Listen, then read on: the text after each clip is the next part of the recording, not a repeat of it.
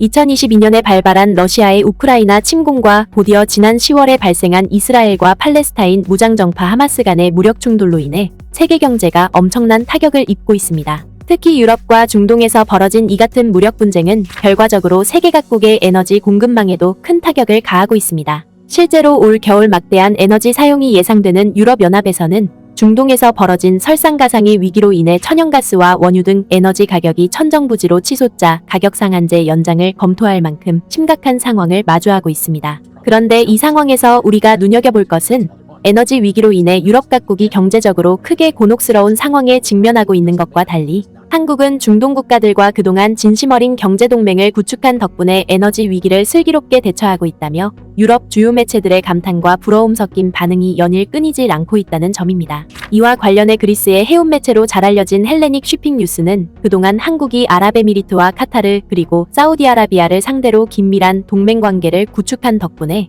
현재 러시아의 우크라이나 침공과 이스라엘과 팔레스타인의 무력 충돌로 인해 세계 각국이 심각한 에너지 위기에 놓인 것과 달리 한국은 이들 국가로부터 원유를 안정적으로 공급받으면서 국제사회에서 연일 감탄사가 잇따르고 있다고 보도했습니다. 먼저 이 매체는 페르시아만의 대표적인 산유국인 사우디를 비롯해 아랍에미리트와 카타르로부터 강력한 무역 및 경제관계를 구축한 한국이 국제사회로부터 큰 부러움의 대상이 되고 있다고 보도했습니다. 이는 최근 석유수출국 기구가 여러 이슈를 이유로 석유 감산 조치를 꺼내들고 나섰지만 오히려 한국에 공급되는 원유는 더 증가하는 추세를 보이고 있다는 것입니다. 실제로 이 매체는 세계 4위의 원유 수입국인 한국에서 최근 발표된 자료에 따르면 지난 9월에 사우디로부터 공급받은 원유는 3,050만 배럴에 이르는 것으로 나타났는데 이는 전년 동기에 비해 2.3%나 증가한 수치라고 보도했습니다. 또한 아랍에미리트와 카타르로부터도 각각 1,220만 배럴과 600만 배럴의 원유를 공급받음으로써 전년 동기보다 45.1%와 94.3% 증가한 수치를 기록했다는 것입니다.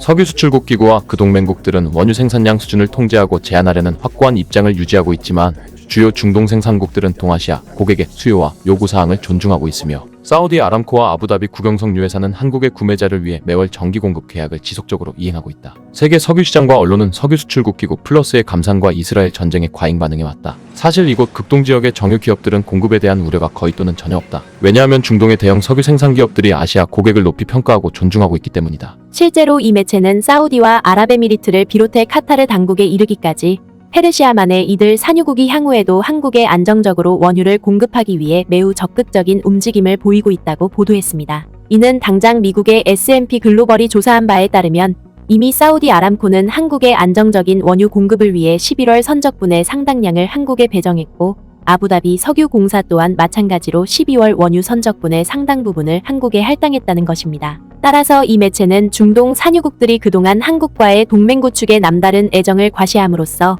올해 한국에 대한 원유 공급량이 더 확대되는 성과로 이어지고 있다고 보도했습니다. 바로 한국석유공사 자료에 따르면 올해 9개월 동안 한국은 최대 공급국인 사우디아라비아로부터 1% 증가한 2억 6,550만 배럴의 원유를 공급받았고 아랍에미리트로부터는 전년에 비해 24% 증가한 7,820만 배럴을, 카타르로부터는 전년에 비해 51% 급증한 5,770만 배럴을 공급받았다는 것입니다. 그러면서 그리스 해운 매체인 헬레닉 쉬핑 뉴스는 중동 국가들이 원유 감산 조치와 더불어 전 세계를 상대로 원유 공급을 축소하겠다고 엄포를 놓고 있는 것과 달리 유독 한국에 대해서만큼은 이처럼 원유를 막대하게 공급하고 있는 것은 그동안 한국 기업들과 중동 국가들의 경제 협력이 매우 긴밀하게 이루어져 왔고 외교 관계 또한 나날이 강화되고 있기 때문이라고 보도했습니다. 한국의 민간부문 원유 수입 기업은 중동의 대형 공급업체와 긴밀하고 강력한 비즈니스 관계를 유지하고 있으며 주요 현지 정유기업인 SK이노베이션과 GS칼텍스를 비롯해 S오일 및 현대오일뱅크는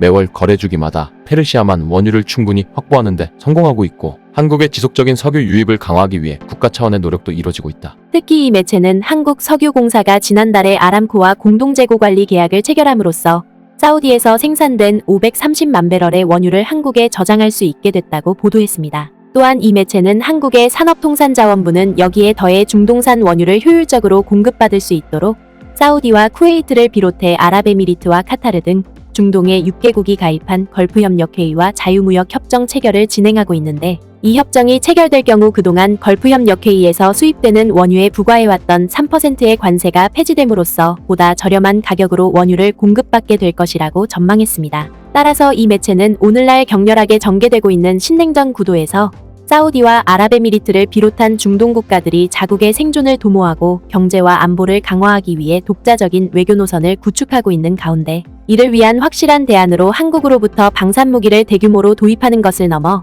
한국을 상대로 경제동맹과 군사동맹을 맺기 위해 국가적인 사활을 걸고 있는 만큼 이에 대한 상호작용으로 인해 한국 또한 중동 국가들로부터 막대한 양의 원유를 안정적으로 공급받음으로써 오늘날 전 세계에서 불고 있는 에너지 위기를 슬기롭게 극복하고 있다며 신냉전의 한복판에 놓인 유럽연합 또한 한국과 중동의 경제동맹을 하루라도 빨리 따라 배워야 한다고 촉구했습니다. 결국 그리스 매체의 이러한 보도는 그 어떤 시류와 위기에도 휩쓸리지 않고 끈질긴 유대관계를 맺어왔던 한국과 중동의 진심 어린 협력이 오늘날 숱한 위기에 직면한 많은 나라들에게 큰 귀감이 되고 있음을 매우 사실감 있게 대변해주고 있습니다. 구네스북 영상을 재미있게 보셨다면 구독과 알림 설정 꼭 부탁드리겠습니다.